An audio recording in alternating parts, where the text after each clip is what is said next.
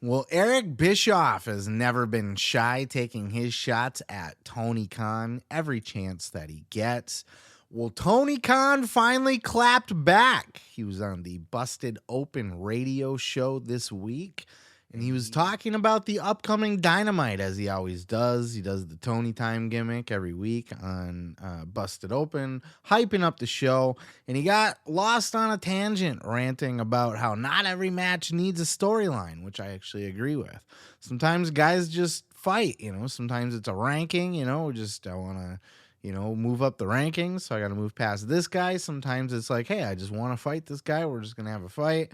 Sometimes it's the number one contender situation. It does not always have to be, as he said, hey, you spilled coffee on me back in catering, so now I'm going to kick your ass. You know what I mean? It doesn't need to be a story, which is one of the things that, a lot of people hound on. And they,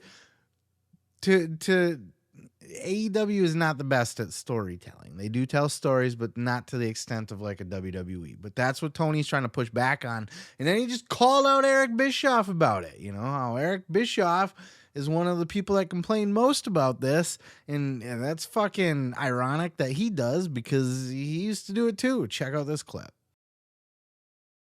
Oh, there's a lot of really interesting stories happening in AEW. And there's this fascinating thing happening.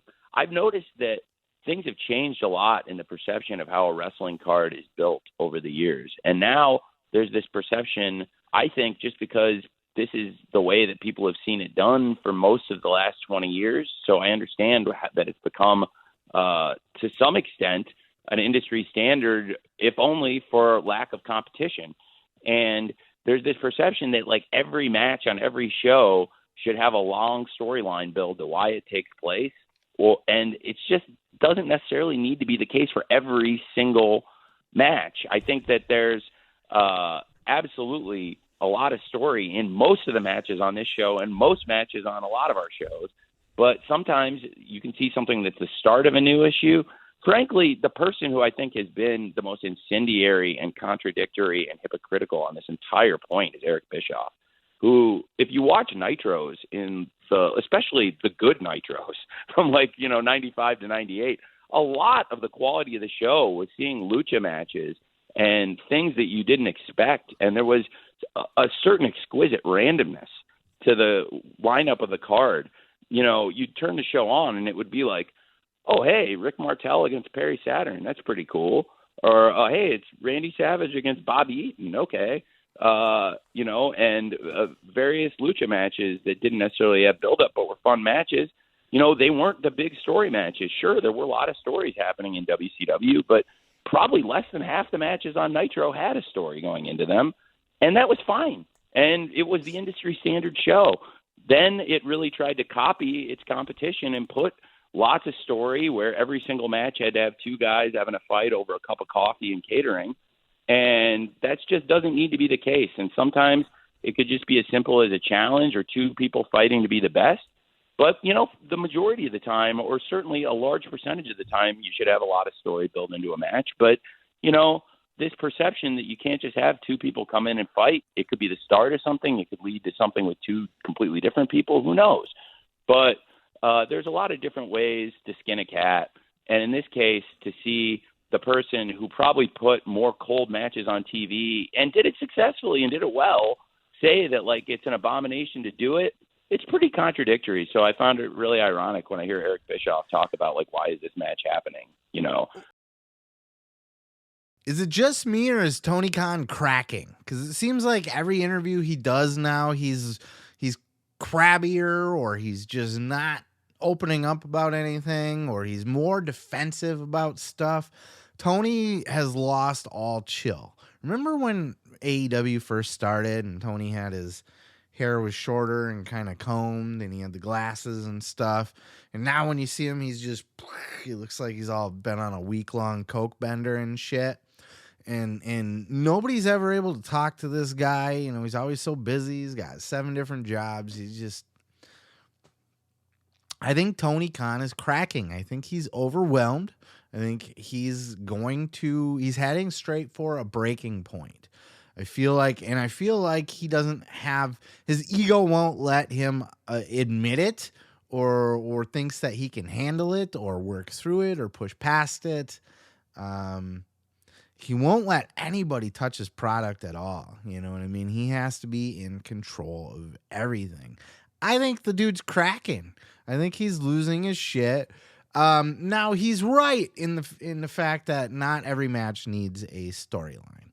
I actually like the random ass matches, and he mentioned he brought up an example from WCW.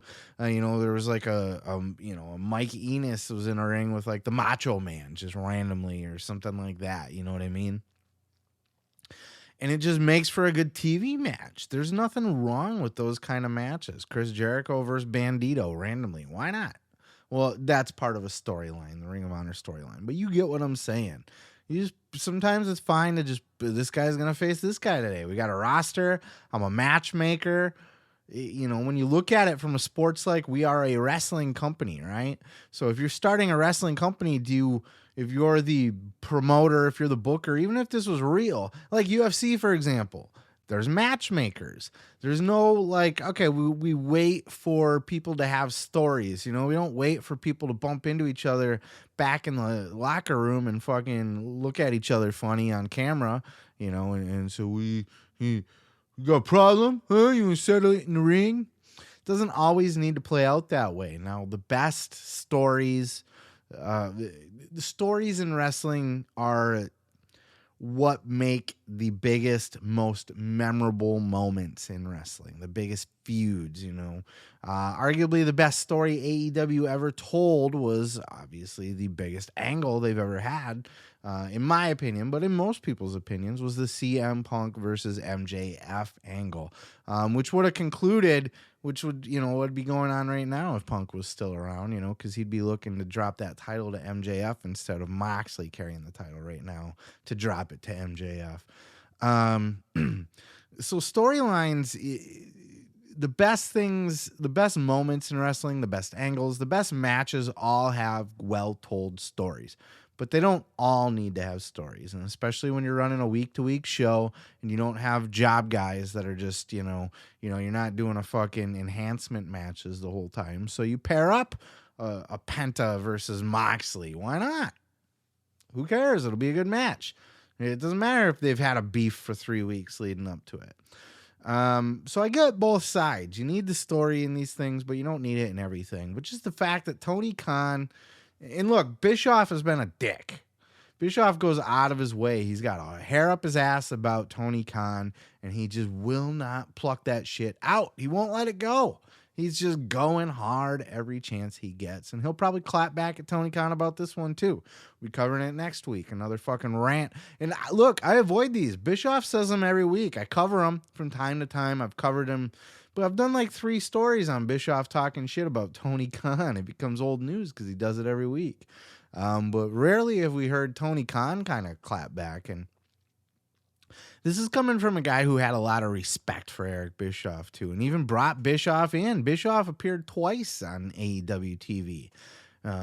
Tony Khan had every intention of making Bischoff kind of a regular legend on the show. It seemed to be the direction he was going, and Bischoff just hates Tony Khan. He doesn't like him at all.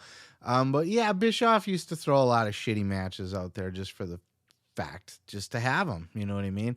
Not all of his stuff had stories, and so Bischoff, I get where Tony's coming from, but I think the bigger story here, in my opinion, is that Tony Khan's just starting to crack. I think he's letting things get to him more than he used to. And, it was a little bit of an unwarranted rant that he went on there, to just start ranting about how not every match needs a story. And then to specifically name drop Eric Bischoff like that, it just sounds like things are starting to get to him. He's not Joe Cool anymore. Not that he ever was, but I mean, this is the kind of stuff. Look, you don't need to sell it every time Bischoff talks shit. You know what I mean? You just ignore that. You're running a wrestling company. People are going to talk shit about you. People are going to criticize your booking no matter what you do. Every step, even in the best angles. There are people that criticize MJF versus Punk. There's things that they could have did different, or they never should have did it at all. Some people might even say, you know what I mean? Probably not. But you get what I'm saying. Like, there's always going to be something to criticize. So you just have to push that shit out and run your company. But I think between this and just the bad booking and like the Miro story I was talking about, and look, I might sound like I'm kind of a AEW hater at this point, and if you go back in my archives, you will see I was a giant AEW fanboy. All right, but I have to call it like I see it. I can't just play favorites. I can't, you know what I mean? Like, I can't do this show, look you in the eye and say, oh yeah, AEW is the best company. They're losing it right now. They're slipping. And at this point, I think if they don't make major changes there, I think they're not long for this world. They're going to get a new contract. They're going to get a new deal. And they're going to have another however long that contract runs. They're going to be around for a little bit longer, but Tony Khan cannot maintain the current status quo. Something needs to change. He needs help to turn this ship around before it completely sinks. Hey, thanks for checking out that clip. Don't forget to check out other clips here on the channel. And while you're there, throw a like, throw a subscribe, and don't forget to check out full episodes each and every Sunday of the Pro Wrestling Podcast.